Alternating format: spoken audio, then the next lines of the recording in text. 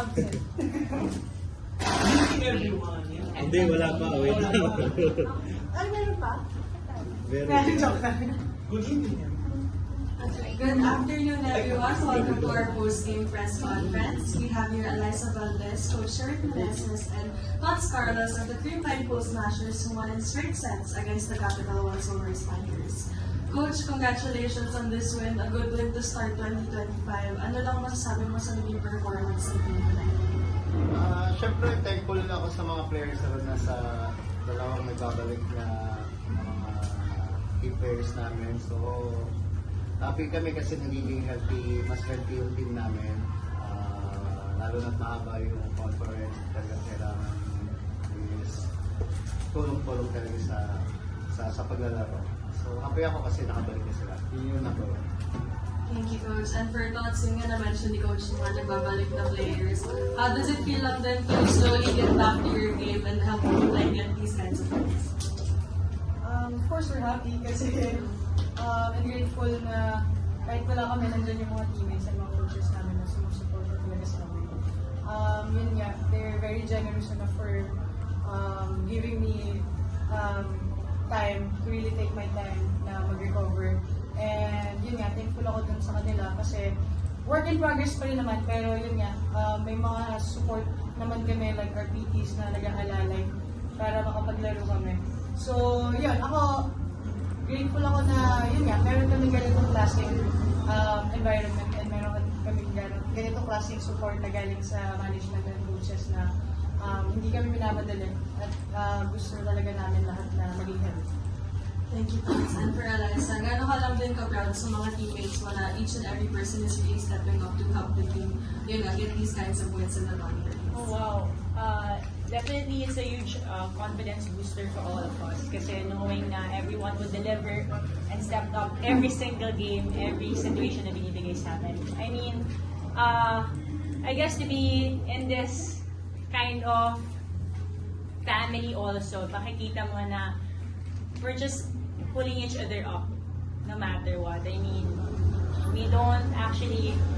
We're happy kung sino yung nasa loob ng court, sino yung nagpe-perform. We're also happy na nag-cheer lahat ng mga nasa siguro yung second six at that situation. Pero overall, I think it's a good sense of family and teamwork yung nangyayari, most especially this conference. Kasi yung paikot talaga ni Coach Sherwin, knowing na kung ano yung mas makakatulong at mas effective na strategy in that specific year. Thank you. That was some questions. For Coach, yun nga, 10 points in 2 sets play. Tingin mo ba, mapalapit ka na dun sa top form na dating meron? Sabi ko nga kanina, it's still a work in progress. Like in time. Eventually, even yung mga teammates namin na healthy, like meron naman yung mga hindi. So for me, I think work in progress pa rin in terms of makakalunod na wala masyadong masakit or makakalunod na confident ako sa lahat ng galaw ko. So I think, yun nga, siguro at this point, mga 70-80% yung sa injury ko. So, yun yung pinanabaho pa namin. Ito ko namin. May 70, balik na ka dun sa... Ano yung standard? So Coach, nung December nag-training po kayo sa Canada. So gaano kahalaga yung, siguro yung experience na yun playing against iba-ibang Canadian teams din para sa remainder ng campaign nito? Actually, hindi siya training eh. Or exhibition matches talaga? Talaga para sa Filipino community lang yun. So, yun lang ginawa namin. Pero syempre, nakapaglaro kami kahit vacation, hindi basta nakakahinga. Actually, enjoy lang talaga doon. So, nagpasaya kami ng mga Filipino community doon. So, yun. Pagbalik namin dito, 5 days, nag-training na kami, so doon pala kami nag-start with training. For like, gano'n rin ka-important na over the past few weeks, napagpahinga rin kayo, bonding together abroad. So kahit syempre mahaba yung conference nyo, gano'n kahalaga na may time pa rin kayo for those kinds of moments off the court? I think in this professional, set up, we really need to have that balance also, that work-life balance. And it was given to us. We're very happy and grateful kasi yung management namin, laging andyan to support whatever we want to do outside of volleyball also. So magandang balance talaga. And I think the more reason to perform better, pag nagbabakasyon ka, syempre nare-recharge ka, nagkakaroon ka ng new energy, renewed yung inspiration mo to actually play well and perform better in the upcoming game. So hopefully mas nakatulong sa amin yung work-life balance. For Alyssa. Para sa iyo lang siguro, being back, what's been going right sa green line kaya 5-0 pa rin kayo ngayon? Honestly, in my personal opinion, I would say it's really the mind of our coaches. The strategy, the technical side na ginagawa nila. Hindi man namin totally nakikita or naiintindihan yon, but we actually, I think it's the trust we have sa coaches namin. Sa kahit anong sitwasyon na ginagawa nila and nilalagay nila sa court, yun yung papaniwalaan namin. That's why it's been working. So, in this crucial times talaga, most definitely long tournament, we just have to believe in the system and in our coaches. So, yeah. And syempre, hard work ng mga teammates ko. And sama ko na yun. Diba? Tama ka yun!